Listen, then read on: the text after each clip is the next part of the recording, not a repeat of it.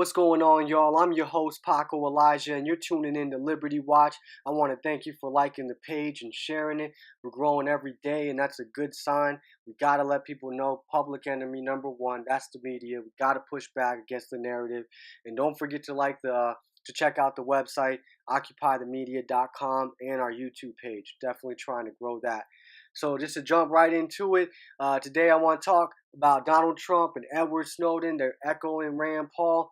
Now, as far as Trump, he's been doing that for a while. We say the same thing about Ted Cruz. It's like they just going around biting Rand Paul and everything. I always say that when Trump actually says something good, which is very rare, it seems to be something he stole from Rand Paul. Now, recent news here says Trump hires Rand Paul's former digital director. Okay, and he's changing the tune on his Muslim ban, the Muslim immigration ban. So this reminded me, though, of a couple other times where he took from Rand. Now, you remember when he had the Washington Post interview and he sat down, that long interview? I posted up some of the transcript, and he was talking about creating economic zones. Like, who does that sound like? Economic freedom zones from Rand Paul? Like, it's just so blatant, it's so obvious where he got that idea from. Now, remember when Rand was hitting Hillary Clinton hard about coal and jobs in Kentucky? Well, soon after, here comes Trump hitting Clinton hard on coal and jobs in Kentucky. It's like he just taking from Rand, trying to sound good like Rand because he knows that it picks up and that it resonates.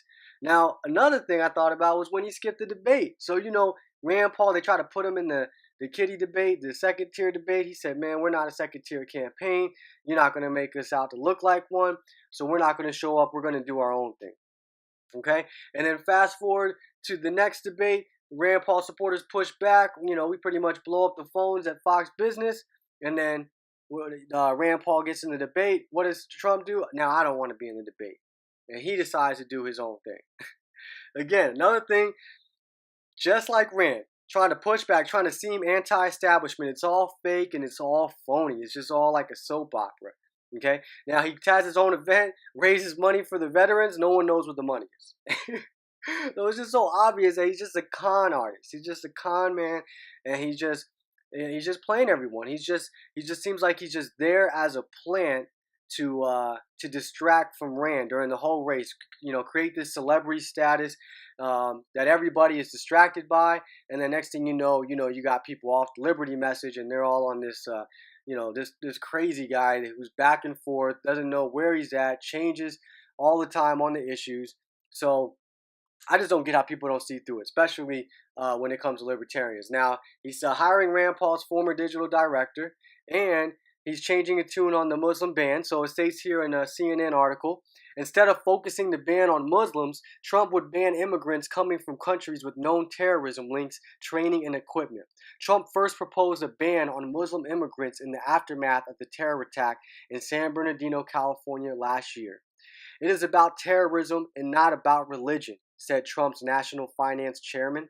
So who else was talking about that? Was that not Rand saying we can't have a religious test? We can't, vet people on their religion. That's a violation of the, Constitution. But we do need to stop immigration for a while from those countries that have a lot of acts of terrorism. Okay, and this is what now Donald Trump is talking about. Again, sounding more and more like Rand. It's just amazing. First, he's talking about the Muslim ban, which is ridiculous. How are you going to vet Muslims? How are you going to know who the good ones and the bad ones are? It's just absolutely ridiculous. And now he's toned it down and gone more Rand Paul's way, sounding more like Rand when it comes to this stop to immigration. I don't think we should have a ban on anything. Not a ban on immigration, a ban on guns, a ban on flags. I don't think there should be a ban on anything. If anything, government should have a bunch of bans on them. But we just need to be able to defend ourselves. Let us have our Second Amendment. Let us have our freedom and our privacy and our rights, and let our business owners defend themselves as well. And whatever terrorist acts occur or terrorism occurs, we will be there to push back, to fight back, and shoot back. And if more terrorists know that, it's going to deter terrorism. So we just got to be able to defend ourselves, have more liberty, and I don't think banning immigration or trying to vet people or doing anything like that based on their religion, based on them coming from a country, being an immigrant, all of that to me is not going to work. Now, at the same time, um, I'm not for anybody coming here. I don't care where you're from. You can come here, fly here, swim here, drive here. As far as I'm concerned, I don't really care. As long as you're not violating someone's individual rights and someone's private property rights, and you're not getting any benefits from the government that we, the taxpayers, have to pay for, then I'm all fine with it. I don't care who comes. Now, at the same time, we shouldn't be bringing anybody here. We shouldn't be paying for any refugees to come here. We shouldn't be flying anybody in.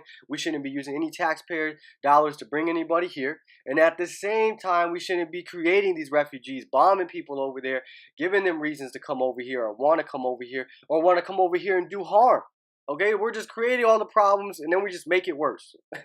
So I don't think a ban on immigration is going to work at all. But I just think it's really ironic or funny that Trump just loves sounding like Rand Paul. It's just so obvious that that's why he was there. He's just a plant. He's just to help Hillary. He's just trying to sound a little bit like liberty here and there, and people are falling for it. And he's tricking them. He's just tricking people. It's just so amazing. And the fact that he could actually win over some Ron Paul and Rand Paul supporters is just beside me. I just don't understand it. I don't get it. But I want to go on to Snowden. So we got some Snowden news, and Snowden has also been echoing Rand Paul a little bit. So I have an article here from Denmark, from Russia with Love. Snowden addresses Roskilde Festival 2016. So I'm pretty sure I'm not saying that right, but over in Denmark, the former CIA employee focused on the issue of privacy, arguing, quote, "It is not something to hide, but something to protect," and billing it as the foundation of all other rights. In his opening statement, Snowden also questioned government's Machiavellian, quote, "the ends justify the means" rhetoric, equating it to the policies of Nazi Germany.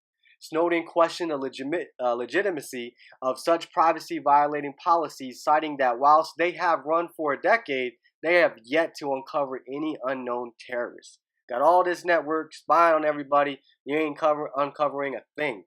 You're just uncovering what you want to, which is just spying and watching on people and being able to pick, being able to spy and look at people's history and look at people's private information on whoever they want, on whoever it is that they want, for whatever reason. Maybe we don't know. Maybe we'll never find out. But it's all in the name of terrorism. And it isn't keeping us safe. And what does Snowden point out next? As a still and uncomfortable silence fell upon the festival grounds, Snowden then used the example of the FBI spying on Martin Luther King Jr. when he was labeled a threat to the political stability of the U.S. back in the 1960s. And who else talks about the FBI and them spying on civil rights leaders and people like Martin Luther King? That's what Rand Paul's been talking about. This is what we're talking about. This spying, giving government so much authority, getting rid of due process, no warrants, things like this. What is it making us safer? No. If anything, it's showing that the terrorists are winning because we're losing our liberties more and more every day, more and more every month, every year. We just keep losing more and more of our liberties. And I'm glad that Snowden and Rand are pointing this out, that the FBI has been used in the past, and maybe it still is, to spy on people that government is not pleased with, or that government deems as a threat, as Martin Luther King was, as Malcolm X was, because they actually went and tried to buy out Malcolm X. So basically get him to sell out. So the FBI has done a lot of harm and bad in the past. So why are we going to trust these people with more tools, more power and authority to rule over us, to watch over us, to be able to put us on lists and things like that? This is what we got to push back against. And this is why, I promote the ideas of liberty and freedom, and people like Rand and people like Snowden, people like Ron Paul, people that may be on different sides of the spectrum, but on certain areas, important areas, we agree, very important areas like privacy. And one thing I try to tell a lot of people in the liberty movement that I get to talk to when I ever had the chance is that the biggest thing probably you could talk about that brings more people together. I know we always say freedom brings people together, but outside of that, I would say privacy. It's privacy. People want to be left alone. People don't want to be spied on. That's everyone. That's whether they're at home, they're at their church, they're at their business, wherever it may be. They don't want to be spied on. And that's what brings a lot of us together. And that's how we can win more people over to the liberty message. If you don't like to be spied on, well, you don't want the government getting in your bedroom. Well, you don't want the government getting in your pocketbook, right? You don't want the government, getting into your business. And, we don't want government involved at all. We just want them to protect and defend liberty. Okay. Now, another thing Snowden does is he actually, I think it was over the weekend, he slams Russia's Big Brother laws as anti-terrorism bill is passed by the lower house. So it says here, this is over at techspot.com. And again, I always post the articles up so you can check them out. A Russian anti-terrorist bill that, among other things, makes backdoors and encrypted messaging apps mandatory has been passed by the country's lower house of parliament. Snowden called the law an unworkable, unjustifiable violation of rights that should never be signed.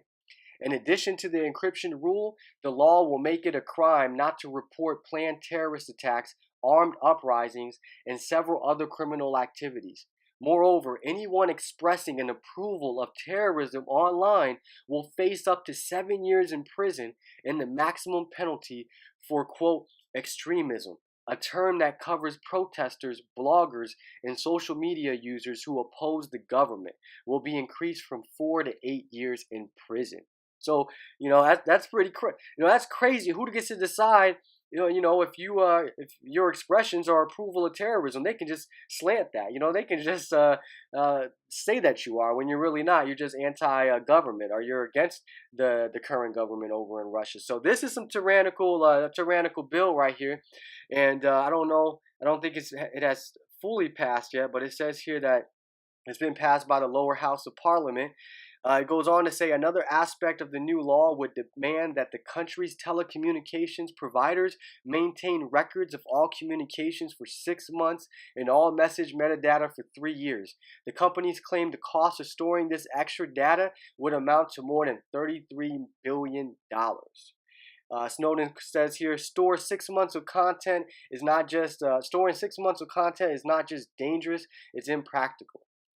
Mass surveillance doesn't work. This bill would take money and liberty from every Russian without improving safety. It should not be signed.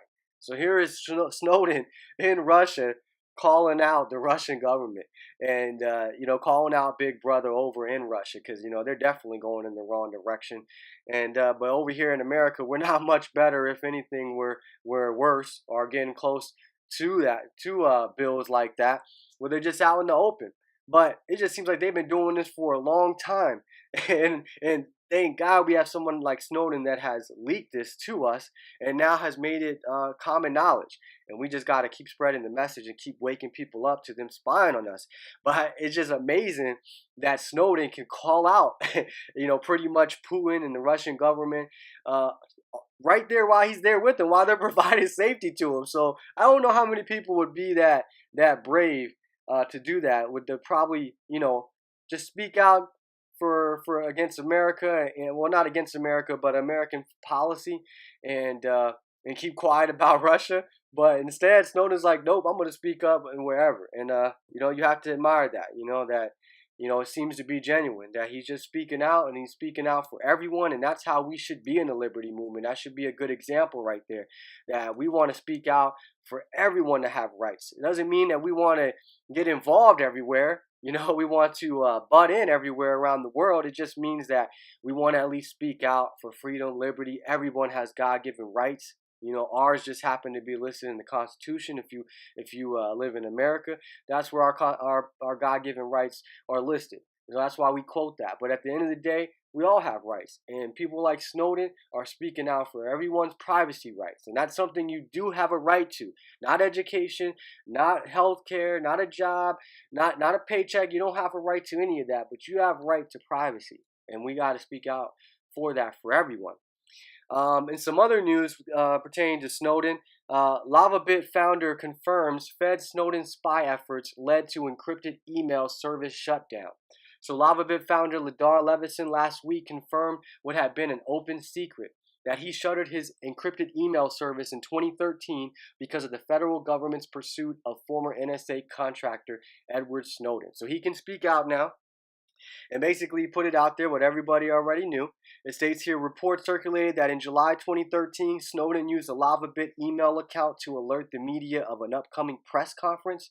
The government also inadvertently connected Snowden's name to the case. Faced with $5,000 per day fines for contempt, Leveson gave the government his SSL/TSL encryption key, which would let them eavesdrop on Snowden's account. Leveson then shut down LavaBit. Quote, I did not devote 10 years of my life to building LavaBit with its focus on privacy, only to become complicit in a plan which would have meant the wholesale violation of my customers' right to privacy. Leveson wrote in 2014 in a long message on his website. Thus, with my options in court exhausted, the decision was easy. I had to shut down my service. So I think a lot of people remember that when he came out. And, here we have someone that's providing us with a service. He believes in privacy, so he decides to make a business out of it. And in return, he gives us a good product, protects our information. And what does big government do? Here comes big government to just stomp the competition, stomp someone out in the marketplace that should be in the free market. And someone like him should have a business that should expand, or a business that to set an example for others, that be an asset to the market. But instead, here comes government, taking someone out pretty much because he was for privacy, but then he had to shut down because they wanted him to invade someone's privacy. And we have to admire him for that. Now, in his statement last week, Leveson also announced that he had formed a nonprofit, Lava Legal, to raise money that would be spent helping other service providers fight attempts aimed at circumventing digital privacy or impinging upon the right of those involved to speak of their experience. Okay, so I'm going to post up the link for that. So if you guys want to donate, definitely donate. It says here, so far, I think as of yesterday, only 3 individuals for a total of $175 has been made to the fund, but it's at rally.org, and I'll post that up. So we definitely got to support those that are supporting us, that are fighting for us. And after what he did, I think he definitely deserves it. But again, it's just a shame that government is just hurting the market, hurting individual liberty, messing people's lives up, costing people years of their lives. It's just government is just one big screw up. Big government, big screw up. That's all it is. Now, in some other news, again pertaining to Snowden, Edward Snowden loses lawsuit against Norway to prevent extradition. So a court in Norway refused to provide assurances to Edward Snowden that he would not be extradited if he visits the country to accept an award in November. The Norwegian branch of the Penn Club has invited Snowden to collect the Ossietzky Prize for freedom of expression on November 18th. But Snowden fears he will be extradited to the U.S. if he travels to Norway. So the Oslo court rejected his request, upholding the Justice Ministry's argument that the basis for an extradition cannot be evaluated until an extradition request is actually submitted. So in practice, that means that Norway could only decide whether to extradite Snowden to the U.S. once the U.S. has asked Oslo to extradite him. So he has to they're basically telling him, come on and you'll find out. You want to come and find out? Come visit us. We'll let we'll probably get the request from the U.S. right away if they ain't on your plane, if they ain't following your plane on your way here. But we'll get the request, and then we'll let you know. And chances are, if you're anybody around the world, you definitely ain't going to trust it. Now, I don't know what goes through Snowden's mind. With me, I would just think that I wouldn't be going anywhere because I just wouldn't trust it, man. Even if they did give me that assurance, I don't even know if I still then would trust it. But to be honest, I don't know what I would do. I don't know. He's just in a tough mind. I just can't imagine being in his situation. But it's nice that people want to honor him and they want him to come. But at the same time, if he doesn't and he stays on this little robot thing that he's been traveling with, then I think he'll be okay. And as far as I'm concerned, Snowden needs to speak out. He's young. He has plenty of years to talk and talk and talk. And we need to hear his message. So anything to keep his safety, to keep him safe, to keep him out of harm's way. If that means he can't physically be there, then, so be it. You have to give that award to the robot, Okay, so in some other Snowden news, you've been taking up some headlines here. Oliver Stone talks the Snowden movie's financing struggle. So Oliver Stone had a Q&A Saturday with fellow director Bennett Miller. Stone said Snowden, the movie, was turned down by every major studio even after executives expressed interest in the project. The movie was ultimately filmed in Munich with financing from French and German sources. Open Road is set to release the pick in September. Studio head said, "Yes, we like it. We'll talk about it. There's no problem here." It goes upstairs, and a few days later, nothing comes back, Stone said. So, the people at the top, the power that be, the power structure, whether it's in the entertainment industry, the banking industry, government, the people at the top, you know, they're the ones that call the shots. It doesn't matter what everybody else thinks. It's like everybody else is just, puppets. They're just taking orders. So people may like it, but look, the movie was turned down by every major studio because the man at top, the people behind the curtain, the people in power, they ain't gonna let it happen. They're gonna push back hard. They don't want the masses being told about our privacy rights being violated. They don't want it to become, popular. They don't want it to become popularized. Where people enjoy their privacy and now they don't take it for granted. They want to fight for it now.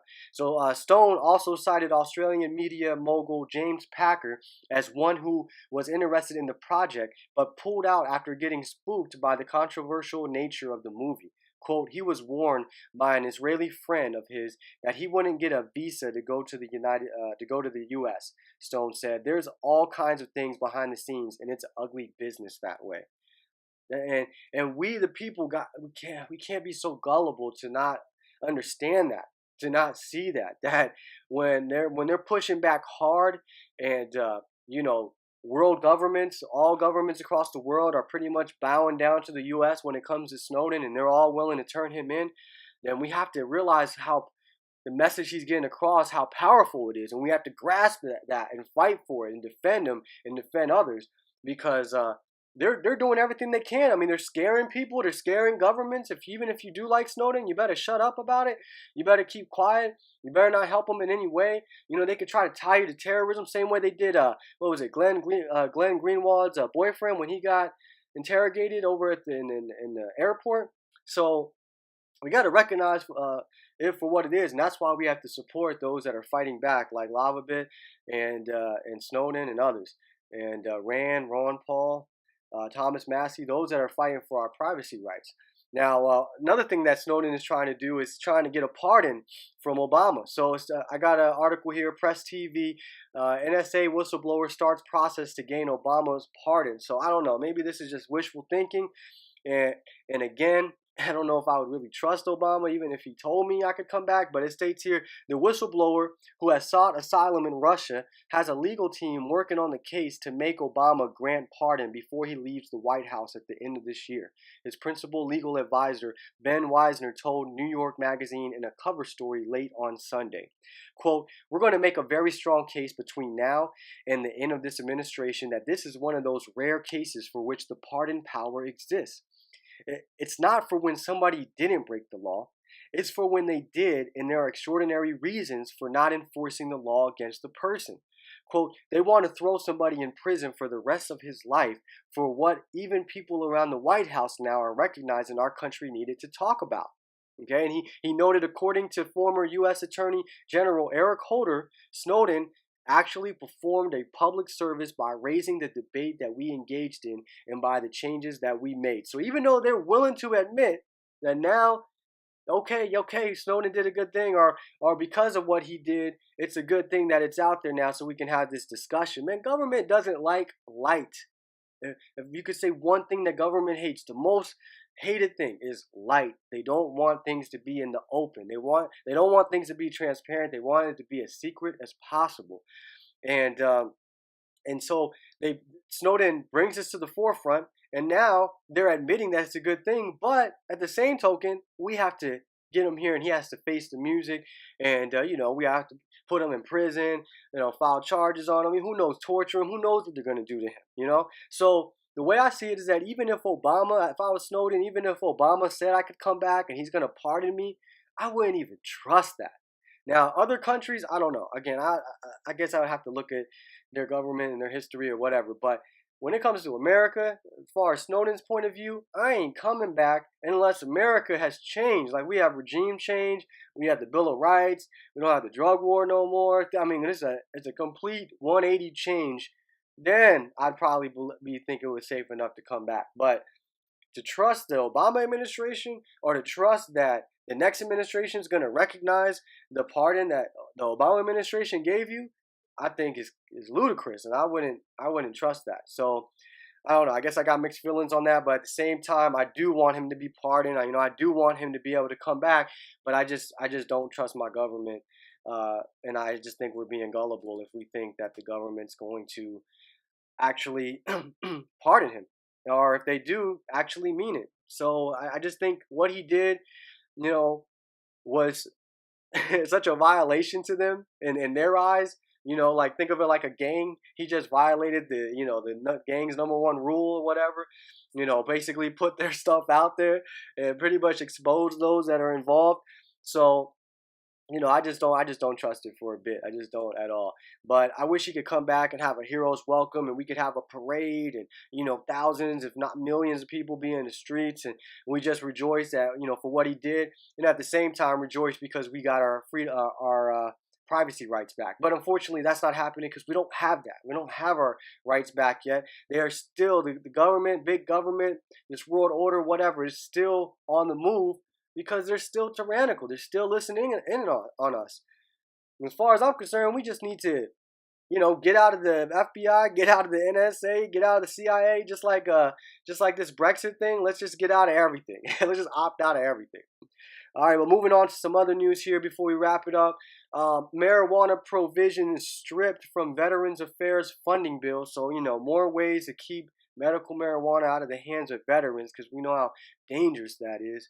Never mind, how dangerous it is sending them overseas to fight these wars and to kill people and what that does to their mental. But it states here a provision that would have made it legal for Veterans Affairs doctors to discuss medical marijuana with their patients in some states disappeared mysteriously from the final VA funding bill last week, just before the House approved the legislation by a 239 to 171 vote. On June 23rd, as the House Democrats' sit-in on gun control continued into the wee hours of the morning, House Republicans brought the negotiated version of the Military Construction and Veterans Affairs funding bill up for a vote. That bill was missing a number of provisions that had been previously decided, including the medical marijuana issue as well as a ban on flying the Confederate battle flag in national cemeteries. The House Appropriations Committee has not revealed who on the conference committee was responsible for removing either provision. So it just disappears, and we don't know who took it away. We don't know who got some white out. Let me just write this out real quick. I mean, this is what they can. Oh man, it just makes me so furious that they can just strip this out. It's just like we don't know who did it. It's just like, oh well, doesn't matter. This is the military time, so I'll post up the article. But if anybody needs to smoke out and chill for a second and relax, it's veterans, man. Like, I just don't understand, man. Our government is just so intrusive. It's just so much. It's just in so many ways violating our rights, man. And these are the type of things that we need to fight for. It's like, yeah, we do have a right to put whatever we want in our bodies, especially if it's helping us, if it's something to do with our health, if it's gonna make me better. But instead, they just want to, pop them up, get them all popping pills and get them on prescription drugs, or just let them sit in the waiting room. We're not even gonna address these veterans. We're just gonna keep them on a waiting list, keep them there. I mean, veterans. Next thing you know, they're gonna be dying in the waiting room. It's just the treatment that they're getting is just unbelievable. And then our government, same politicians, here they go talking about support the troops. We got to support the troops. We got to let them win this war. Let them fight. I mean, no, it's just you're just sending them over to die. And then when they come back, you're not taking care of them. And then when they're trying to get help, you're blocking every way that you can. Again, more government, big government. This is what we get. It states here, during debate on the measure in May, Charles Dent of Pennsylvania said medical experts in the Food and Drug Administration should weigh in on the matter. Quote, I'm uncomfortable in trying to dictate policy on medical marijuana without input from the FDA and National Institutes of Health, Dent said. What? What about people being uncomfortable with the FDA? What has the FDA approved? How many things has the FDA approved that people have become sick or have died? I mean, every time we see these commercials where you can sue these companies, I mean, what in the world is the FDA gonna say about marijuana that's gonna change anybody's mind? We as Americans already know. Most of us already know. It's just the media establishment, the government, still trying to portray this image that somehow it's not safe, and somehow they got to fight back and push back against it. And and the politicians are so worried. They're just so worried about your health that, oh, I can't do it without the FDA being involved. I'm just so worried. It's like, if you really believe in big government, you really believe in all these laws, all these proposals that they always put forth, then you have to believe that they actually care this much, that they actually spending their time thinking so much about you, that it's all about your safety and your health. But it's not. It's protect their interest and protect their interest profits. The people that donate to their campaigns, the people that support them, they have profits to protect. The banking industry, the pharmaceutical industry, they have profits to protect, and that's all it's about. And marijuana, legalizing marijuana interferes with that, so they can't have that. You know, that's going to hurt their bottom line. That's big business for them. But that's what you have to say. When you have a government like that, when you have government in bed with corporations, in bed with pharmaceutical companies, when you have this crony capitalism, this is what happens. We get less liberty, we get less freedoms, as you can see, and it actually affects our health. Who knew? Who knew liberty could affect your health? Now, to wrap it up here, I always try to jump in a little bit of good news. We can't always be negative. We got to have something to keep us going, and it's hard because there's not a lot of good news out there, unfortunately. But we have to stay involved. We have to stay motivated. So out here at LA Times, initiative to legalize recreational pot use qualifies for November California ballot. So it's been talked about, but it's official now. It has made the ballot. It states here the Secretary of State's office certified that a random sample showed sufficient signatures among the 600,000 turned in to qualify the measure. The initiative is backed by a coalition that includes former Facebook president Sean Parker and Lieutenant Governor Gavin Newsom. It's called the California's Adult Use of Marijuana Act. The initiative would allow adults ages 21 and older to possess, transport, and use up to an ounce of cannabis for recreational purposes, and would allow individuals to grow as many as 6 plants. So again, this is positive. This is going in the right direction. I would like to see unlimited plants. It shouldn't matter as long as you're not violating no one's private property. As long as you're not violating anybody's rights, you can grow as many as you want, smoke as much as you want, and the government shouldn't be involved in that. And as far as anybody under 21 using marijuana, that's really up to the parents. That's how I see that. That's really should be the only government is the parent government. When your parents tell you what you have to do and you live under their household, that's the only type of government we should be seeing as we as we get older, as we're growing up. But once we're older, 21, older, government doesn't need to be telling us anything. But I'm glad that this is going in the right direction. We need to stop putting people in jail for it, and we do need to make it recreational. Like, it shouldn't just have to be for medical reasons. I shouldn't have to have any reason of why I want to smoke marijuana or why I want to do any drug. It's none of the government's business unless I violate someone's rights. Until then, it's none of their business. So now, whenever we have this marijuana bills trying to go through or laws trying to pass, we always have them haters out there. There are haters all around. You can see them, definitely with the police. So it says here, opposition is led by the Coalition for Responsible Drug Policies, made up of law enforcement and health groups, including the California Police Chiefs Association, the California Hospital Association, and the California State Sheriff's Association. The groups warn legalization will lead to more drug driving and allow dealers of harder drugs to have a role in the new industry. The coalition has raised about $125,000 so far from groups including the Association of Los Angeles Deputy Sheriffs State PAC and the Los Angeles County Professional Peace Officers Association. So all these police, all these sheriffs, all this law enforcement want to push back, and I wonder why, because that hurts their bottom line as well. They're there to collect revenue. That's why police is unconstitutional. We as libertarians should be anti-police, and here's another reason: because they're pushing back. They're trying to fight against our right to put whatever we want in our bodies, to smoke what we want. Now, if you're really worried about people drugged driving, why aren't you guys fighting or putting up money to make it illegal to possess alcohol? Well, why don't we make drinking alcohol illegal? How many people are dying from that? How many? How many people are affected by that? But we don't talk about that. That's already out there. We know prohibition of alcohol didn't work, but somehow, for some reason, we're going to continue on with marijuana.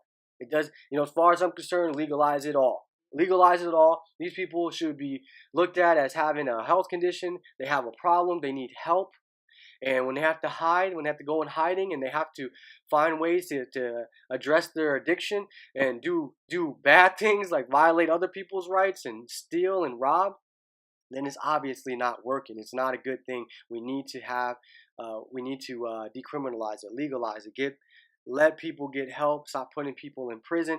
And here we go with the police wanting to get more people, wanting to have more reason to run up in people's houses, more reasons to knock down their door, more reasons to shoot their dogs, just more reasons to pull you out your car, more reason to take your money in your car, take your drugs, more reason for them to get a free high when they take your drugs.